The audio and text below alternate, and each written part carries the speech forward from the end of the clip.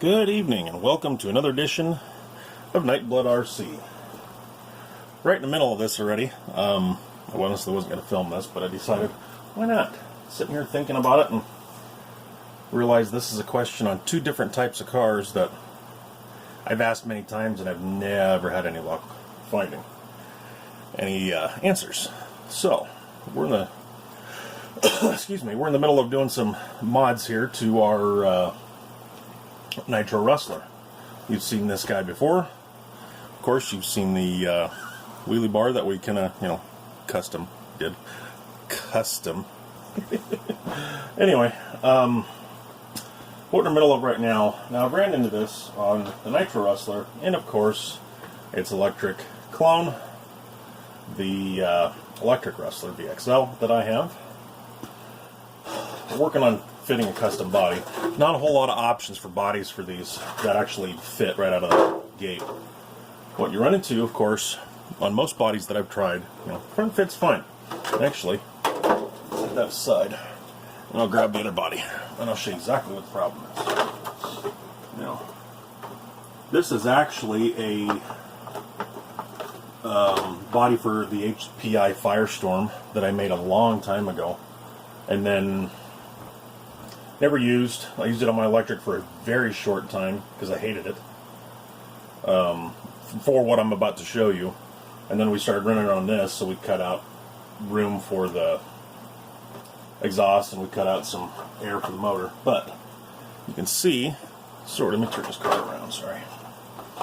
Okay, now you can see in the front, body posts are a little short, but you can make it work. And it's, it works halfway decent. But the problem you already know is in the back. Because the Rustler bodies have just a little divot in the center here that fits into here. And that stock nub for the body post is really short. Question I had asked around, is there a different shock tower? Is there any way to get a longer body post back there? Never got an answer anywhere. Facebook, forums. It's a question nobody ever, had an answer for. Nobody even comment on that question. So I'm going to show you what I'm doing. And like I said, I'm already in the middle of it. For this, of course, we, took the switch out of the way. And I think we'll be able to put it back in its original location. But what I did, like I said, I'm skipping some stuff on here. But we took the Dremel, we ground that nub off. And then you can see we already got a hole in there. What we're going to do is we're going to put this bolt through.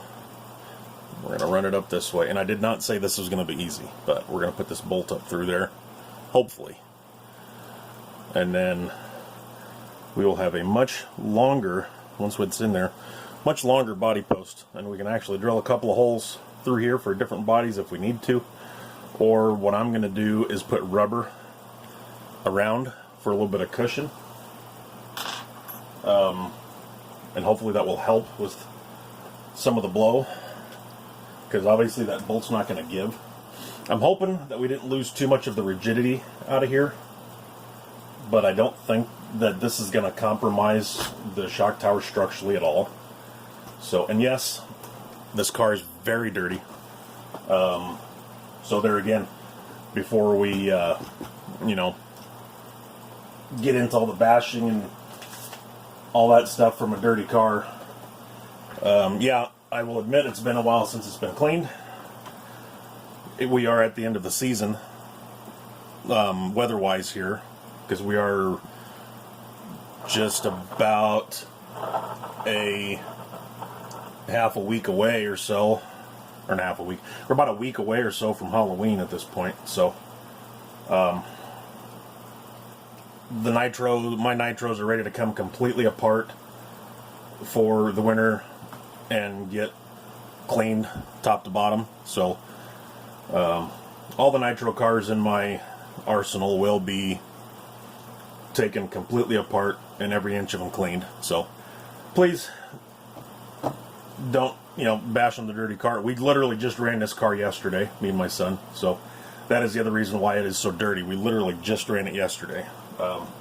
right before his basketball practice, and we never had a chance to clean it up. So ran a couple of tanks through quick, took off for basketball practice, and by the time we got home that night, well, you know, that's all she wrote, because he's 10. So, but anyway, it's dirty. It'll get cleaned. Don't worry, it will get cleaned. Anyway, on to it. So like I said, what we're going to do, we're going to drill a hole through here for the pin, and then hopefully we can fish that through there.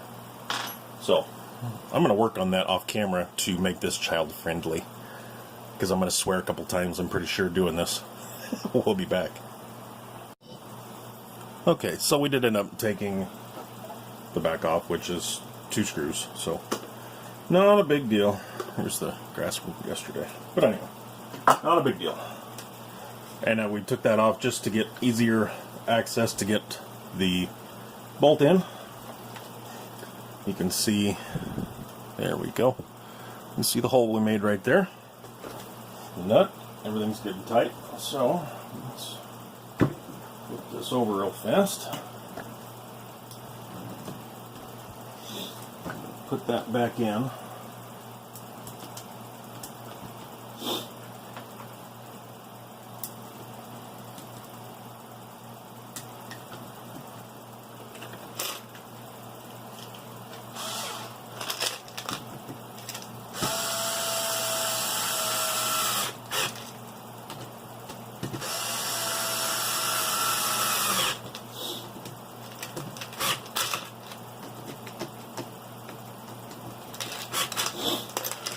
Okay, that electric screwdriver is a lifesaver. But there we have it. Cover this back up. And this also kind of, I mean, does it look very pretty? No. But that gives you a better idea of how we mounted the wheelie bar. We literally just drilled the holes through there. So,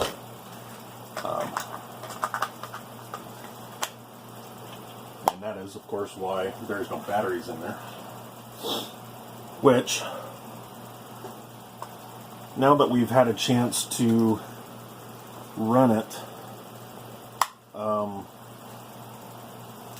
with the batteries relocated, we're actually very happy with the way it performs. It does really well. I've played around with the batteries up in front. I've played around with them back here. And really it depends traction-wise how good it works. Or how good, you know, it's where it needs to be. Normally we got these tires on it. I'm going to actually dismount and work on these tires. Because they balloon. Anybody that's ran these know that they balloon terribly. And I don't like that. So we got these back on for now. They, of course, have never been used. But, yeah. Let's see, but that should now take care of our issue. Now you see, it's plenty long. Now we just need to find a piece of rubber to put under there, and I'll wind up probably spacing the body up, to be honest, just so I don't have to drill more holes. But we'll space the body up a little bit so we can get a pin back there. We'll put rubber underneath, so of course you got, you know, pressure on it, but that'll work. It really was pretty simple. So that will solve a lot of issues that we've had with this. And I'm going to do the same thing to my electric Rustler too. So there you have it, folks. We got a lot of work to do, of course. I need to clean this car, take it 100% apart and clean it. And that's what's next. But anyway, there you have it. Very simple, very quick. You can pick up the bolt that I use. You can pick up at a lot of like farm and home stores. Probably your local Walmart might have it. But anyway, a lot of farm and home stores will have just a package like these that comes with bolts and nuts. It's always good to have some of these around. I actually use these for quite a bit of stuff, so I always got a package around. And simple stuff like that on hand, it saves you trips to the hardware store for, you know, one little nut and bolt. So, but that'll work. So, we'll leave you with that. Kind of a short video, but we'll try to bring you some more RC stuff here over the wintertime. So, there you have it. Till next time, I want to thank everybody for joining me here in the NightBlood shop. This has been NightBlood RC. I am the High Plains Drifter. Peace and chicken grease.